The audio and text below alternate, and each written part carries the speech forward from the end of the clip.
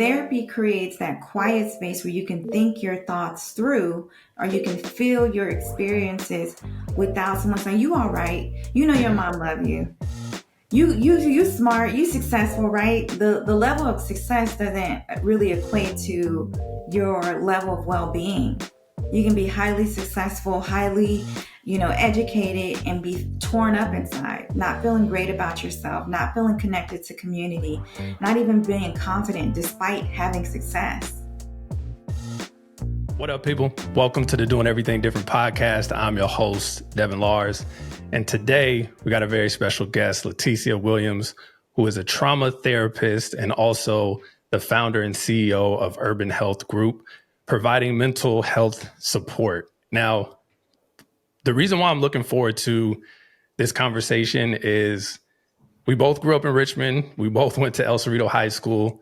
And I think that there is a lot of trauma sometimes that are in that environment and neighborhoods and areas such as Richmond.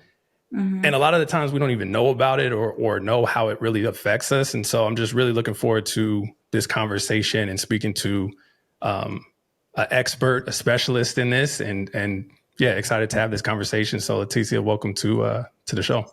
Thank you. I'm happy to share our collective experience, but we also have, our individual experiences and talking into ways that maybe we didn't know we were impacted. I know my experiences came a little bit later, and sometimes there's not even language to describe. And the more we talk about mental health and how we're impacted by our experiences, the more we can, see it in other people and hopefully extend a little bit more compassion and understanding.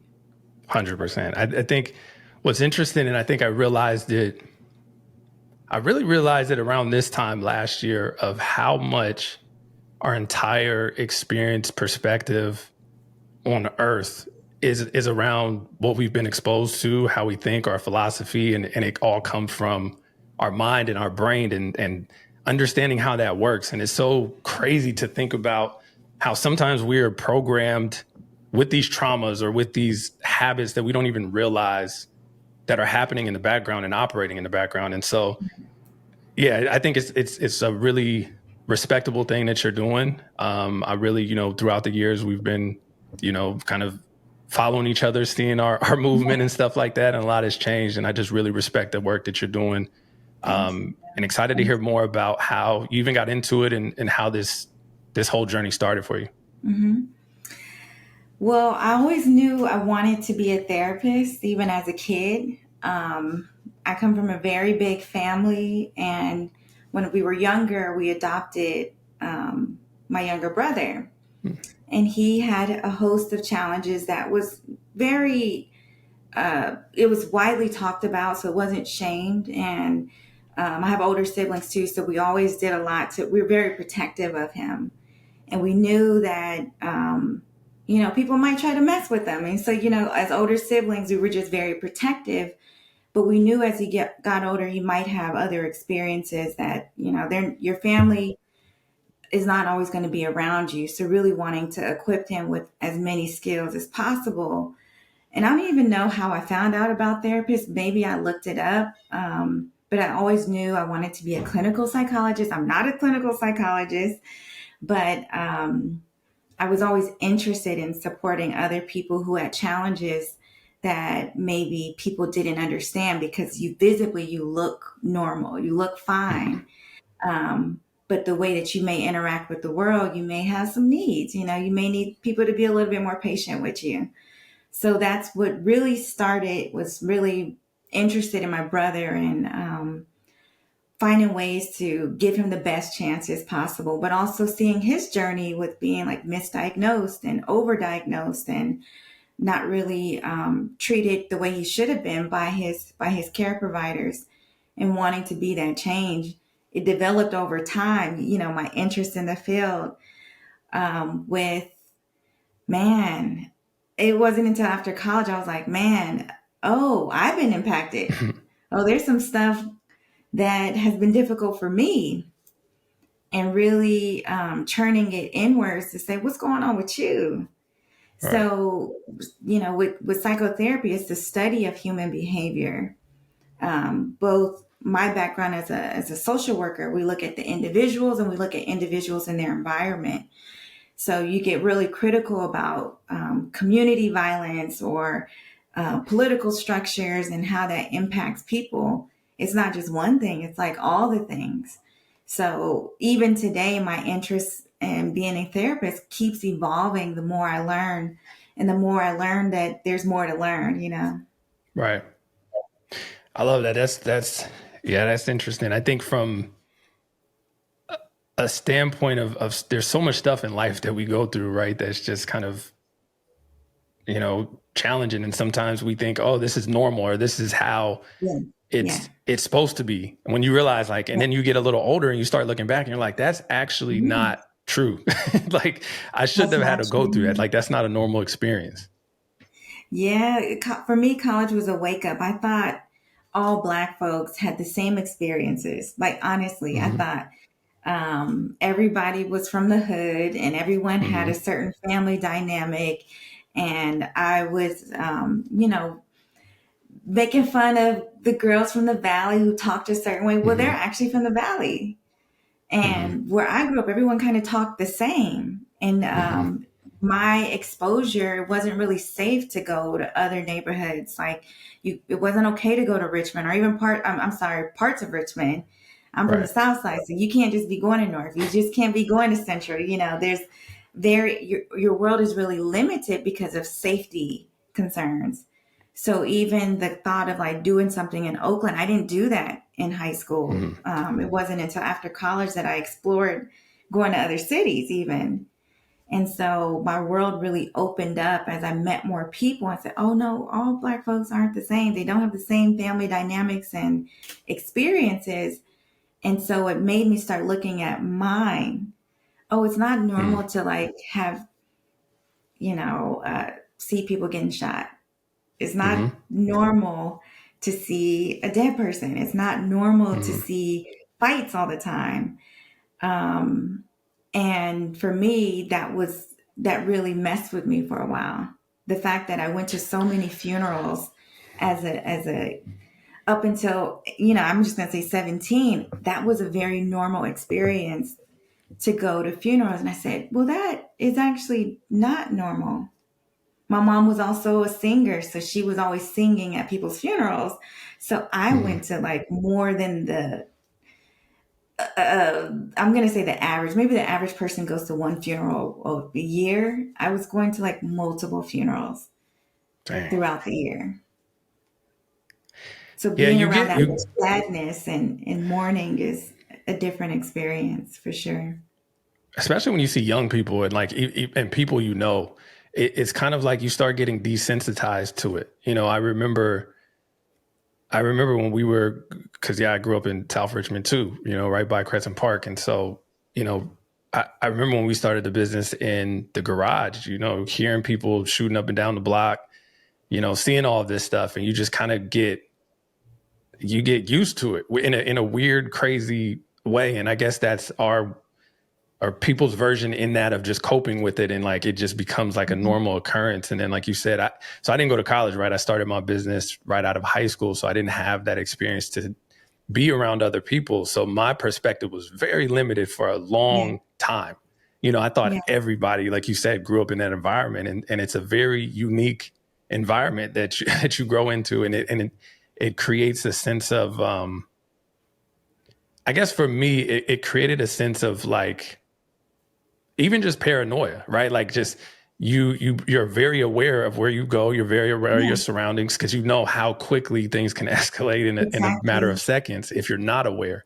So being Exactly. hyper aware of different things and who's in the room and how things move has has served me in a way, but then it was Mhm. also a crutch because it was kind of like I was too much into that Yeah. mindset and not being able to kind of balance it out. And so yeah, I definitely feel you on that. It's not a normal thing. Well, you never get used to it. Like even now, you don't get used to it, but you're very familiar with it. So you make the Mm-hmm. adjustments. And I remember one of my first jobs in the hospital, I let them know I'm from the inner city. I feel very comfortable in certain environments. And she said, "Oh, you must be used to this then." So I'm Mm, not used to it. I'm familiar with it. mm, My body is never going to feel comfortable in uncomfortable situations or dangerous situations, right? I'm always going to turn down my music a little bit. I'm always going to make sure mm-hmm, I know, the way in and out. There's certain mm-hmm. neighborhoods where the streets don't line up good, and that makes me nervous, right? I need to be able to get out really easily. And so, what you're kind of, attesting to is that you make some adjustments that actually are life saving, right? Mm-hmm. It's resourcefulness that I've learned. I learned to pick up on things a little quicker. But at the same time, I have to manage that because I may be overthinking a Yeah. situation. I may be thinking too much into it when really it's not that deep.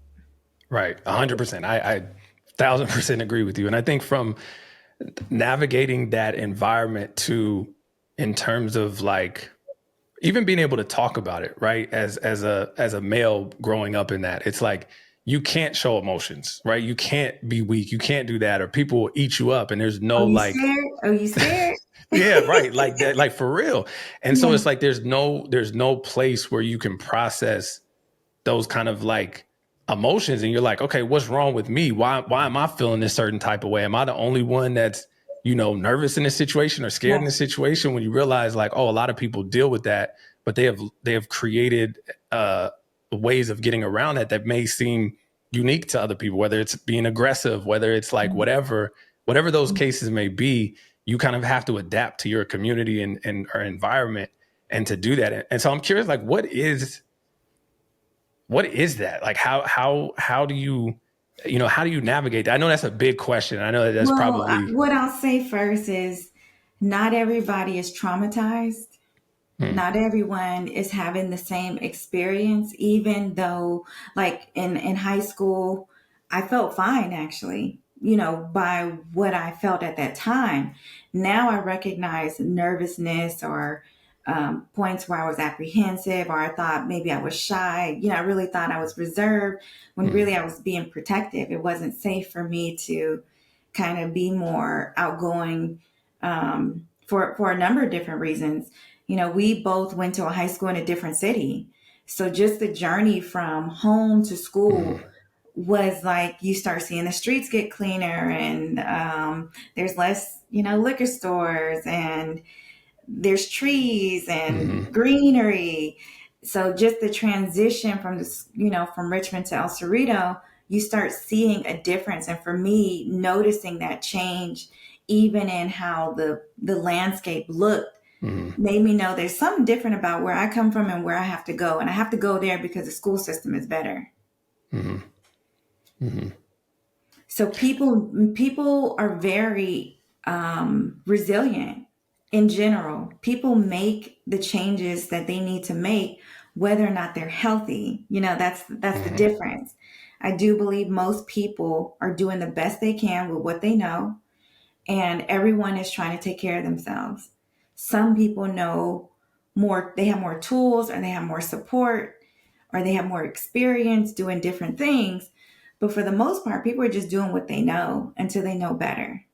And I Right. think that's where we can offer some compassion, where we're very judgmental about people we see doing bad things or people that we don't agree with their way of life. Well, it's serving a purpose for them right now. Yeah, and I think yeah, just how they grew up. They're doing it for, like you said, they're doing it for a reason. And then it's hard whether you just look at, for me having a child now too. It's very interesting to see how easily that process could get messed up if you don't have the right support system, and how just why there are so many people that are struggling in the world, because it's like a lot of people don't have a structured household or parents or stuff like that. And so you have to navigate and learn as a kid, and you have to learn how to survive and how to build these instincts and different things. And so I Yeah. think that it's a very, yeah, it's a interesting process of how the brain works, and how our environment really affects that. Yeah. And we don't always think about the way we've been conditioned. We, you know, if you just think about the family structure, there's a certain type of conditioning that happens even within the family structure. And I'm not even saying it's negative, but in my family, we do this, right? In my family, we always celebrate Thanksgiving together. And when you walk in the house, you need to greet everyone before you sit down and do anything. And when you leave, you need to give hugs and kisses before you walk out the house. That's a way of conditioning around how we learn how to be people in this world. Now, it's not a right or wrong thing, but everyone has a set of experiences that they've had over time that kind of informs how they show up. And we see where it can be dangerous, it can be harmful, where we look at when people become challenged, right? When life hits you hard, that's when you start seeing the real essence of a person. When things ain't going your way, are you still a nice person? Can you still, take good care of yourself? Are you showing up for work? Are you showing up for others? When we're challenged, people start falling off. They're either overworking, over drinking, overeating, over partying because they're trying to cope. Mm-hmm. Yeah. What about what is your thoughts on even just what they say about generational trauma? Right, what you said about families do these certain things traditionally and all of that stuff, but then also that passed on trauma about beliefs and limitations, and then passing that on to your kids. So whether you feel a certain way and then that gets passed on to the kids and all of that stuff, and trying to recognize and break that. And it's a lot of it happens subconsciously. We don't even know that that's happening or that we're picking up on that kind of stuff. No, that's why change is so hard, because it's not just the stuff that I'm going through. It's the whole experiences that I've had that have kind of shaped my worldview. So a lot of times in therapy, it gives us a pause to start breaking things down for understanding. Some of that, just that awareness can be hard. Like, oh, damn, that wasn't right. I know my parents love me, but they didn't show up for me in certain ways that I needed. My siblings, they didn't really show up the way I needed, or they did some things that impacted me. Therapy creates that quiet space where you can think your thoughts through, or you can feel your experiences without someone saying, "You all right? You know your mom love you. You smart, you successful, right?" The level of success doesn't really equate to your level of well-being. You can be highly successful, highly, educated, and be torn up inside, not feeling great about yourself, not feeling connected to community, not even being confident despite having success. And so the benefit of therapy allows you to kind of sort some things out and see what needs attention, and then see what works well too. Just because you come from a certain community doesn't mean you're doomed and you have no skills and no useful experiences that can contribute to yourself and others. But we look at, you may have a little bit more difficulty with certain tasks. You may need a little bit more support. And I don't know one person on earth who can't benefit from a little bit more support. Yeah, I think when I tell people about therapy and my experience with it, or that, hey, you should think about it, oh, I'm not crazy or nothing's wrong with me. I think that is the stigma that we have in society, that therapy, that you have to be crazy or something is wrong with you if you need therapy. How do you address that from a standpoint of when people have those objections of I didn't grow up in a neighborhood like that, or this, whatever it is, I don't think that I have a lot of trauma. How do you, how does that get addressed? Well, part of it is looking at media's role for people who are deemed to be seriously mentally disturbed or ill. That we use that word you're crazy or you're deranged. We use it, and we use it inappropriately. So if I'm feeling like I'm losing my shit, or if I'm not feeling myself, we're afraid that it's going to go to that extreme. And all of our emotional health is on a spectrum. we're always kind of vacillating between feeling really well to not so great to really like, I'm in trouble. And so the stigma around mental health, I really kind of blame media for it. You know, they're portraying some of these um, folks with mental illness as being dangerous or unlikable, and that's not true. They actually tend to experience more violence towards them than they're actually exhibiting. And so the stigma around mental health, I think it's starting to come out where people respect and like, they're saying, I have depression. I experience depression at times. I feel really anxious. And so we're starting to see people that we think are normal and well and saying, oh, it might be okay for me to be honest about what I'm experiencing too. So conversations like this are really valuable to talk about what therapy can offer folks and just the experience of being a human being, having an emotional experience. Even if you never go to therapy, like if you can recognize that you're a human being with an emotional experience, that's valuable because you can take care of it. Sometimes I got a bad attitude, but it could be because I'm hungry. It could be because I've gotten no's from everything that I've tried to do this week. And it's okay to have low mood and have a bad attitude when things aren't going well, but how are you treating yourself and how are you treating others? That's the difference. Yeah, makes sense. What you said too about having other people talk about it is I think is a big deal, because I remember just, kind of struggling with that. Like, damn, am I weak? Because I have these emotions or because I feel like this. And then Yeah. I remember seeing people talk about going to therapy. I remember Mike Tyson talks about it all the time, and his therapist, and he's very open about therapy and stuff and doing that. And as he's developed, he's really honest about that. Like, oh, I was a scared little boy and Yeah. I did this. And so it just changed my perspective, that I was like, oh, no matter how tough you think you are, people still deal with this stuff. And so you're just either putting a front on to fool everybody.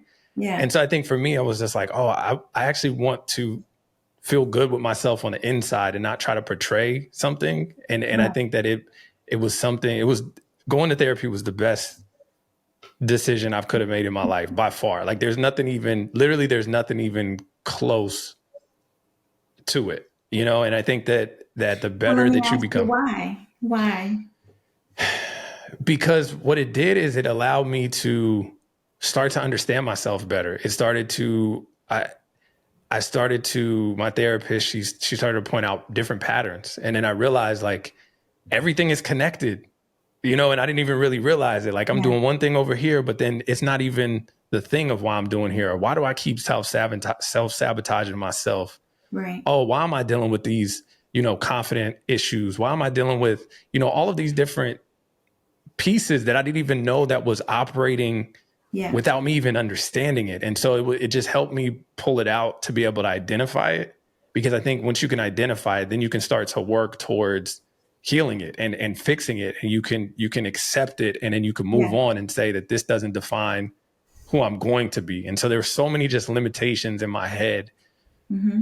that it just, and literally specifically around this time last year, it was October, between October and December, I did some real deep healing on so many Yeah. different levels. I came from a broken family. My family split when I was 6.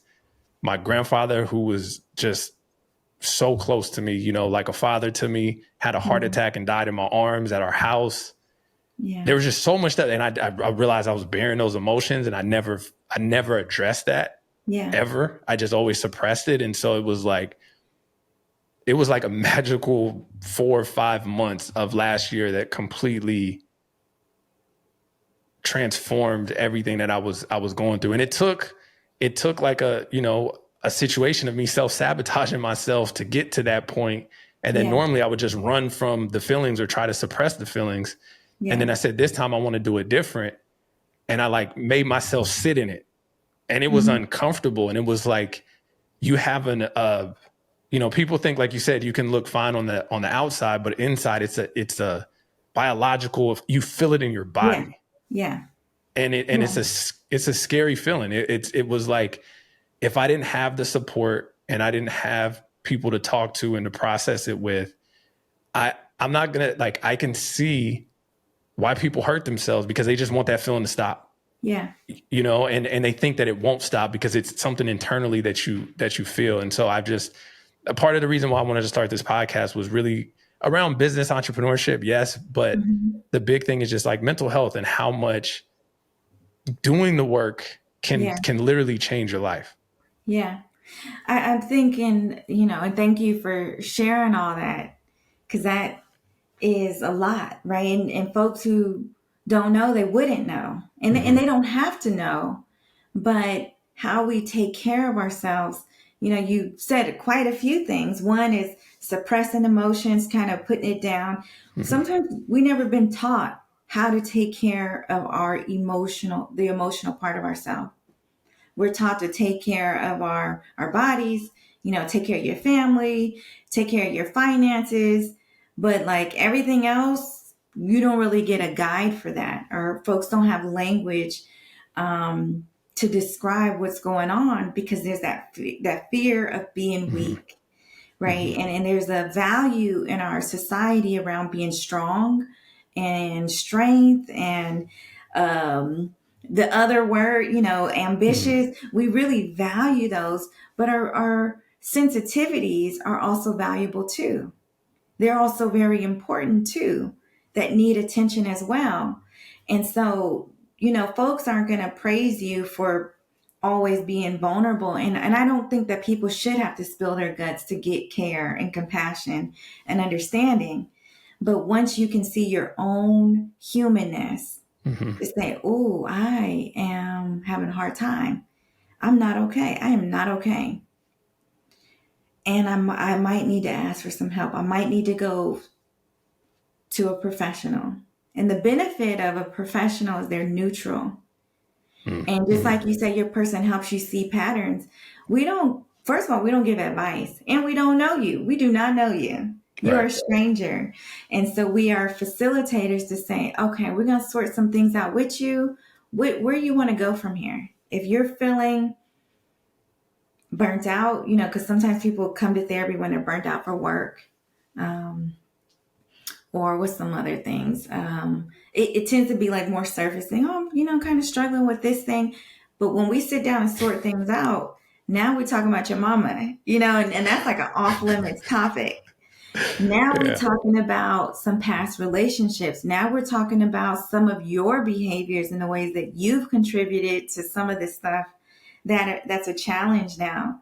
So one, there's not always language, and therapy offers an opportunity to learn more about a part of yourself that wasn't so clear.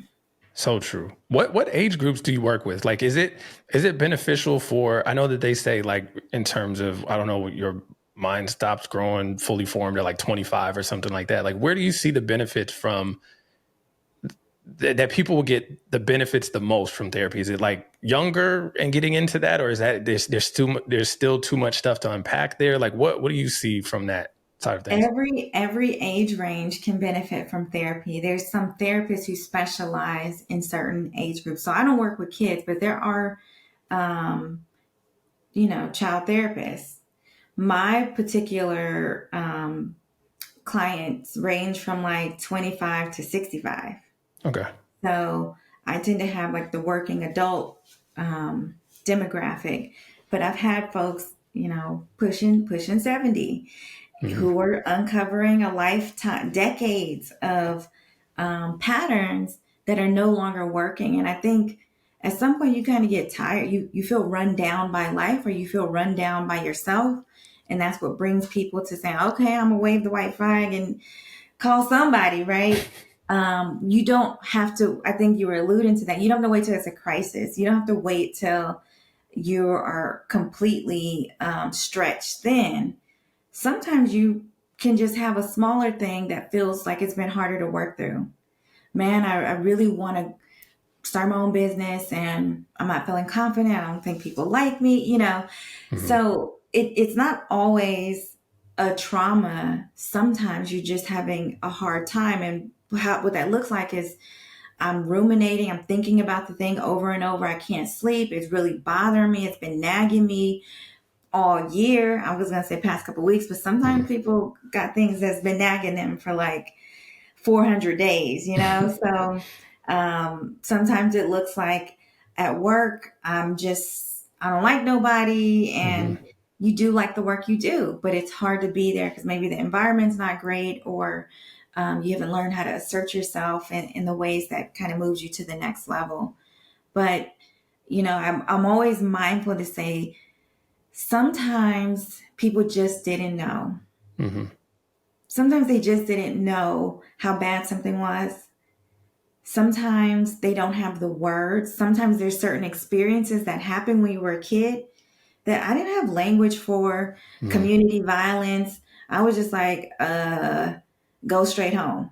Mm-hmm. Lock the door, get down if they start, so, and I talk to my parents about it now too. And they're like, well, shit, I'm going through it too. I didn't know what to say to you. If I'm scared, I don't know what to say to you. And so sometimes we have these expectations of adults or people who are older than us that Mm-hmm. we believe should know better, but sometimes they have a limited lived experience on how to take great care of themselves as well, Mm-hmm. Very true. What do you think about frequency in going? Because for me, it was, I would go during, crisis where I was like, okay, I needed to get talked off the ledge, Mhm. right? Like, oh, I'm just Yeah. like all this stuff. And Yeah. then I realized I started to go up consistently, and I got the most work when I thought that there wasn't anything to talk about. And so how do you see that from your perspective, or even just what is the clinical way of that, from going Yeah. consistently when nothing's wrong versus when Mhm. you're panicking and something is falling apart? I mean, I tend to like to think about therapy as there's a beginning, there's a middle, and there's an end. That can look so different for everyone. There's some people who come in with a bunch of stuff they need to work through, and they think, oh man, we're gonna be here for years, and really they can get some resolution in 3 weeks. I'm sorry, in 3 months. Getting some relief. It depends on the person's goals. It Mm-hmm. depends on their support system. Sometimes folks just like the space of therapy to be able to process. But when you're initially starting, it is really helpful to have consistency. So sometimes folks come and then they're like, my schedule is off, and we're still talking about the same issue for like 6 months later because they don't stay engaged with like moving through it. So I would recommend being very consistent in the beginning, and that may look different for a lot of people depending on their goals. But weekly tends to be very helpful. But once you're really stable and you flying, you met your goals, things feel well, you're not as reactive to stuff that used to bother you, and you've applied for that job, or you're feeling you're able to develop confidence. Some people come every other week if Mm-hmm. they still have some things that aren't resolved, but they're doing well. And there's some people I tell them, like, you met all your goals, you're doing your thing. What you need me for? Right. And so we have to have a conversation about, I'm always interested what keeps a person in therapy. If they got all the things that they wanted out of it, it's always a place you can come back to, because another issue may come up. And I've certainly had clients where we've worked on stuff extensively, don't see them 2 years later, they're like, hey, so what's Mm-hmm. your appointment looking like, because I need to come see you. So therapy is not diagnostic like we like to think, like in the medical model you need to do X, Y, and Z, but it should always be an open discussion with your therapist about where you're at in your treatment process. Mm-hmm. And there are people where they're not really working on anything, and they come once a month because they like to process or they like to give updates. And I'm always, especially with COVID, when folks didn't have access to their friends or they can just kick it with people, that therapy was a place that they were connecting and able to express themselves. And sometimes you're in groups where you're at a different place Mm-hmm. than maybe your peers, and they can't offer you the support that you're looking for. So it varies. Do you do anything like, is there anything physical to what you're doing, or like physical practices, or is it more so just kind of talking, because I know that there's different type of therapy, right? Like where you can talk through certain things. There's, I don't know. I'm not familiar with it, but I'm just curious on. But there's a lot. I am an EMDR certified therapist, and that stands for eye movement desensitization and reprocessing. Is really helpful for people who've experienced PTSD, and it's a very integrative approach between mind and body. So we believe that sometimes, like some people are very logical, they very successful, they can move through things, but the disturbance, whatever they're feeling, they feel it in their body. So people, have stomach issues, or they have aches and pains, or when they think about certain things, it's almost like they're reliving it in their body. So EMDR helps resolve the funkiness that lives in our body. So we are one whole system, right? Our brain connects to our spinal cord, and our spinal cord is where a lot of our nerves live, right? So our nervous system, that's when you can walk into certain places and your stomach drops, Mhm. or you can be on a freeway and get nervous and your heart start racing. It really just highlights that mind-body connection. So the type of therapy that I do is very somatic, and it's actually, I'm not talking that much. I'm like Mm. facilitating the experience with the client, and they're coming up with their own solutions and their own connections, that even things that happened early in your life, your childhood experience, like when you couldn't talk, your brain actually remembers it. Your body remembers it. And so sometimes people are reconnecting to things that happened when they were 3 years old, that Wow. kind of shaped and conditioned their nervous system to be on edge or not trust people because of stuff that happened a long time ago. So there's all these different type of modalities. Some people like the talk therapy. In talk therapy, it can look like cognitive behavioral therapy. It can look like Gestalt. There's all these different type of approaches. So when people are seeking therapy, you want to talk to the potential therapist about like, how do you do this? Hmm. And I even tell my clients like EMDR can feel a little trippy. It is trippy, but I like it because people have been able to create sustained change. It's not like I just feel better now. I've created a whole new narrative. Even that thing that happened to me, I could tell my story and it doesn't bring me shame anymore. I don't feel it in my gut anymore, but it did happen.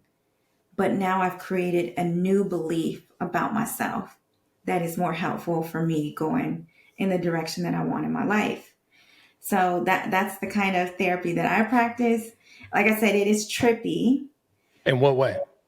It's trippy in how the person experiences it. Like we're gonna be having a conversation. Sometimes in the beginning we do talk therapy. We say, okay, now we're about to start our EMDR. The person gets right into the experience. Part of it is we're going to like the worst experience they ever had, and we're looking at how it shaped them. But they may have been feeling great all year, but now they're back in that experience. Hmm. So in a way, it's kind of like exposure, but you feel as if you're there. And you may start noticing some things in your body. Like I get some clients who start feeling nauseous, get sick to their stomach, or they break out in hives. But in their normal life, they tend to break out in hives when they're under immense stress. So we start learning how your body responds to stress, and if it's connected to earlier experiences that they no longer have anymore.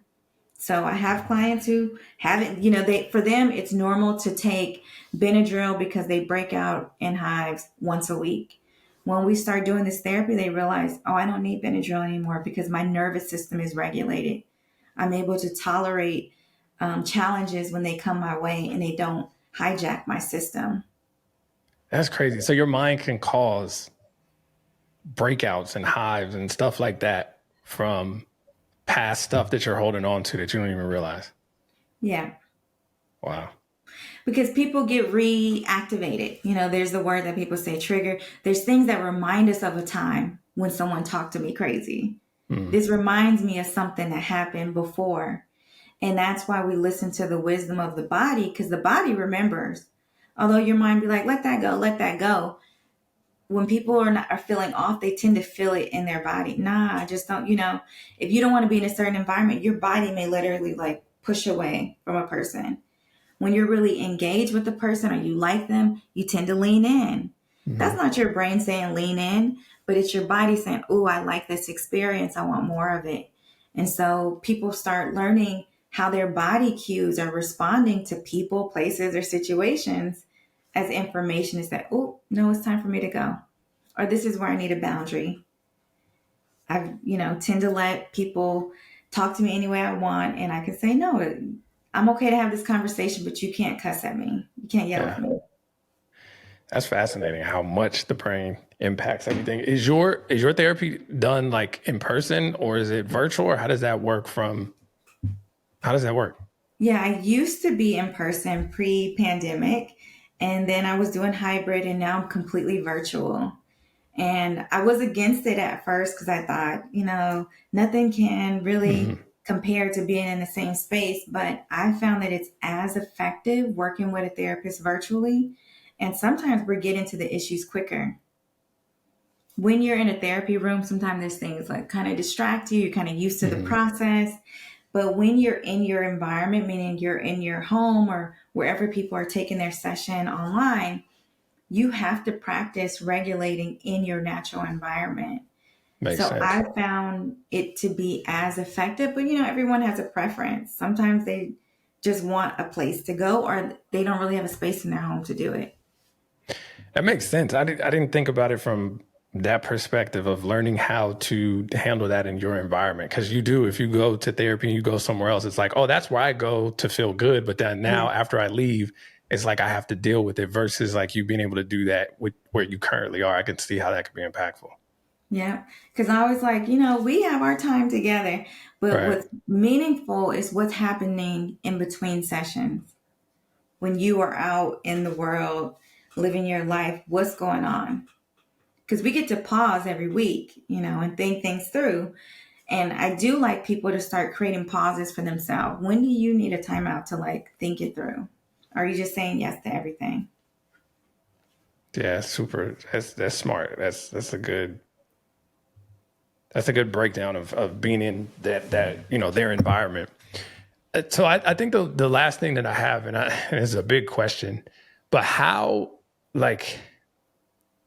do we provide support? I mean, I know you're in it from a day-to-day standpoint, but like, how do we provide support for the younger versions of us that needed that help and support and didn't know, where it was or how it was? Like, what is I don't know. I know it's a big question, but I'm just like, how do we build from here and build on the stuff that we've learned outside of doing, content and, doing stuff like this? But what is maybe, I don't know if you have plans for that or if you're working on that now, or like, what are your goals with, Urban Health Group and all of that?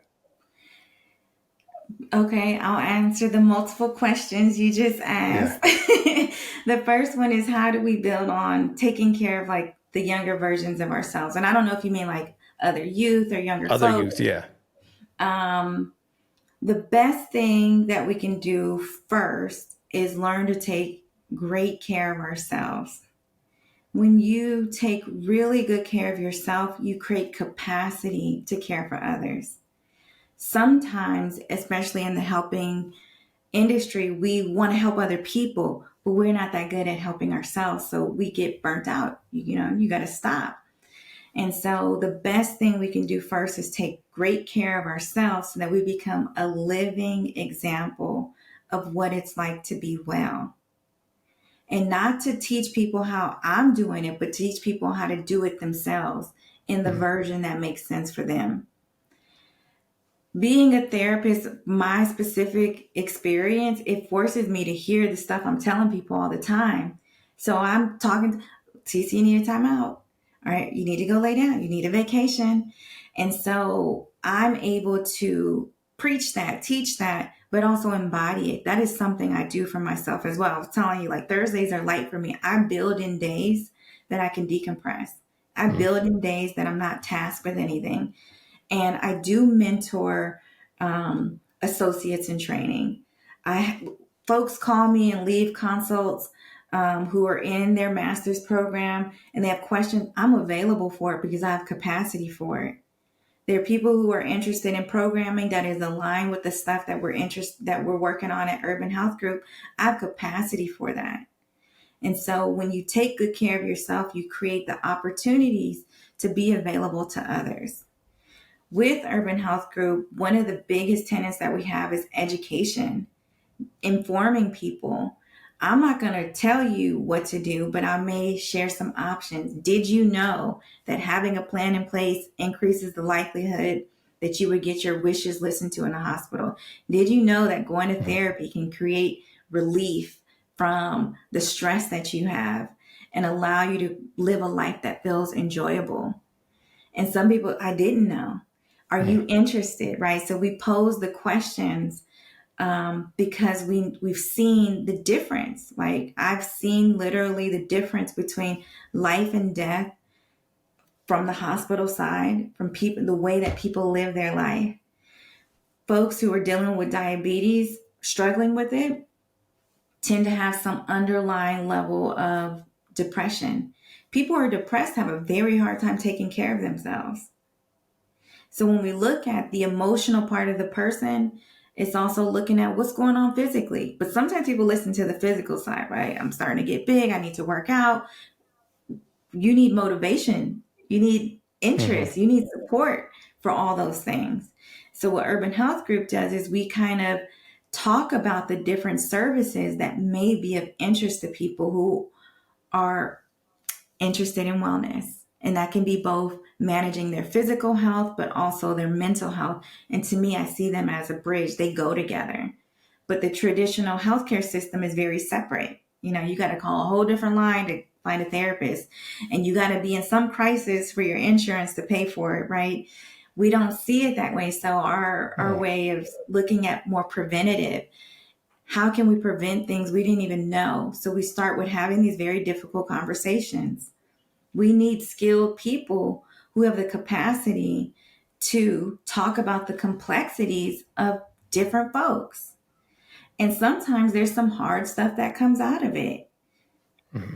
It's good to have friends you can talk to, a barber, a hairdresser, a nail tech. Those are very good therapeutic outlets.